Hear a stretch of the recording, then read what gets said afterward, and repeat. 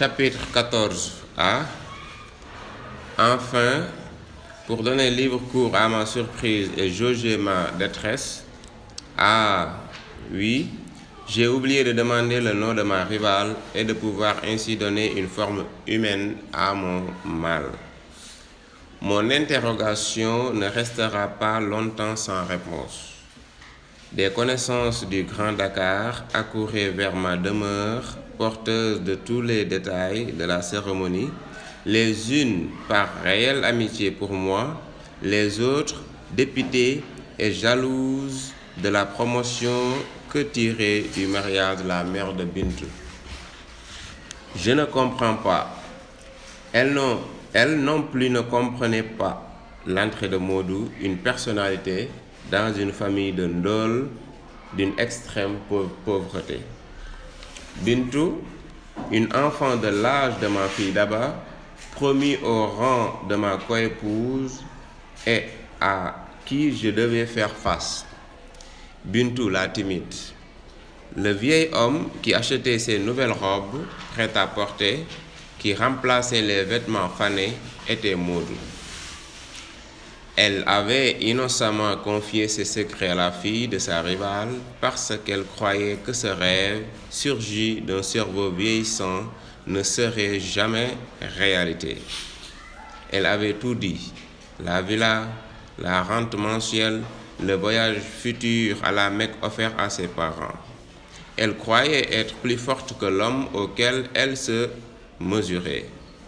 Elle ne connaissait pas la puissante volonté de Modou, sa ténacité devant l'obstacle, son orgueil de vaincre, la résistance inspirant de nouveaux assauts à chaque échec.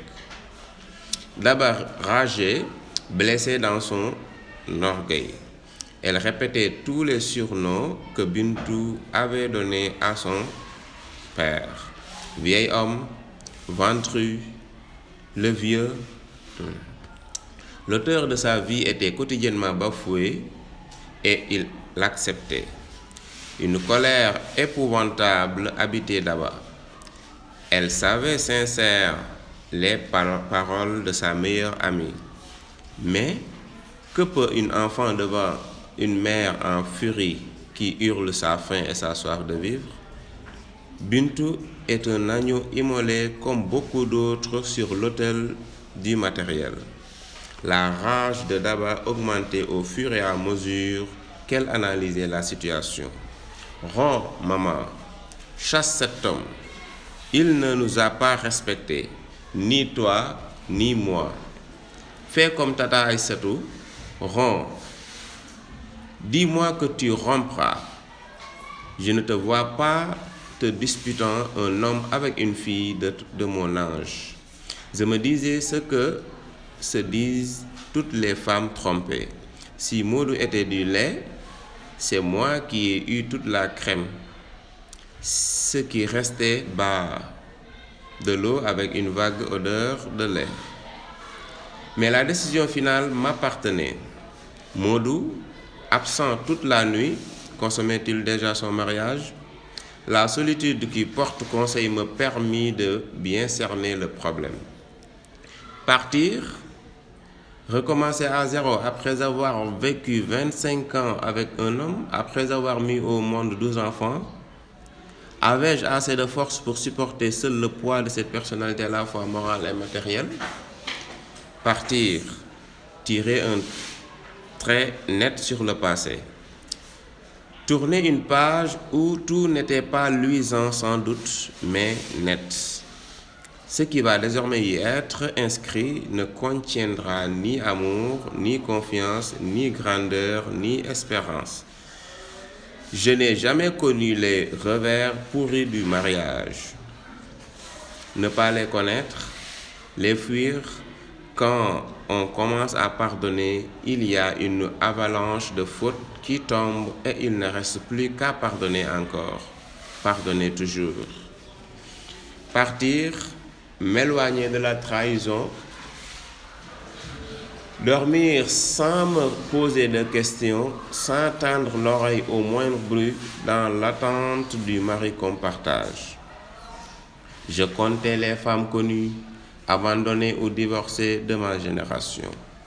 J'en connaissais dont le reste de jeunesse florissante avait pu conquérir un homme valable qui alliait situation et prestance et que l'on jugeait mieux, 100 fois mieux que le partant.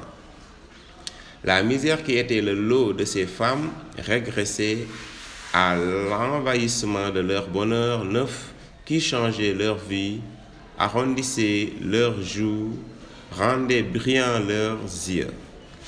J'en connaissais qui avaient perdu tout espoir de renouvellement et que la solitude avait mise très tôt sous terre. Le jeu du destin reste impénétrable. Les coris qu'une voisine lance sur un banc devant moi ne me convient à l'optimisme, ni quand ils restent ouverts présentant leur creux noir signifiant le rire, ni quand le rassemblement de leur dos tout blanc semble dire que s'avance vers moi l'homme au double pantalon. Promesse de Richesse. Ne te sépare de homme et richesse. Que l'aumône de 2 colas blanches et rouges, ajoute la voisine Farmata. Elle insiste. L'adage dit bien que le désaccord ici peut être chance ailleurs. Pourquoi es-tu incrédule? Pourquoi n'oses-tu pas rompre? Une femme est comme un ballon. Qui lance ce ballon ne peut prévoir ses rebondissements. Il ne contrôle pas le lieu où il roule, moins encore celui qui s'en empare. Souvent s'en saisit une main que l'on ne soupçonnait pas. Au lieu de suivre le raisonnement de ma voisine, une griotte qui rêve à de solides pourboires d'entremetteuse, je me mirais. L'éloquence du miroir s'adressait à mes yeux. Ma minceur avait disparu ainsi que l'aisance et la rapidité de mes mouvements. Mon ventre saillait sous le pagne qui dissimulait des mollets développés par l'impressionnant kilométrage des marches qu'il avait effectuées depuis le temps que j'existe. L'allaitement avait ôté à mes seins leur rondeur et leur fermeté. La jeunesse désertait mon corps, aucune illusion possible. Alors que la femme puise, dans le cours des ans, la force de s'attacher malgré le vieillissement de mon compagnon, l'homme, lui, rétrécit de plus en plus son champ de tendresse. Son œil égoïste regarde par-dessus l'épaule de sa conjointe. Il compare ce qu'il eut à ce qu'il n'a plus, ce qu'il a à ce qu'il pourrait avoir. J'avais entendu trop de détresse pour ne pas comprendre la mienne.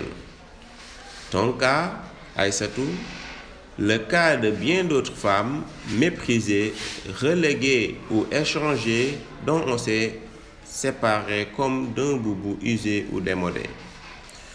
Pour vaincre la détresse quand elle vous assiège, il faut de la volonté. Quand on pense que chaque seconde écoulée abrège la vie, on doit profiter intensément de cette seconde. C'est la somme de toutes les secondes perdues ou cueillies qui fait les vies ratées ou réussies. Se musculer pour endiguer les désespoirs et les réduire à leur juste proportion. Quand on se laisse mollement pénétrer par l'amertume, la dépression nerveuse guette.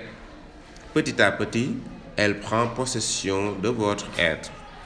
Oh, la dépression nerveuse. Les cliniciens en parlent d'une façon détachée, ironique, en soulignant que vos organes vitaux ne sont pas atteints. C'est juste s'ils ne vous disent pas que vous les ennuyez avec l'énumération toujours plus longue de vos maux, tête, gorge, poitrine, cœur, foie, qu'aucune radiographie ne confirme. Et pourtant, quel mot atroce que ceux déclenchés par la dépression nerveuse.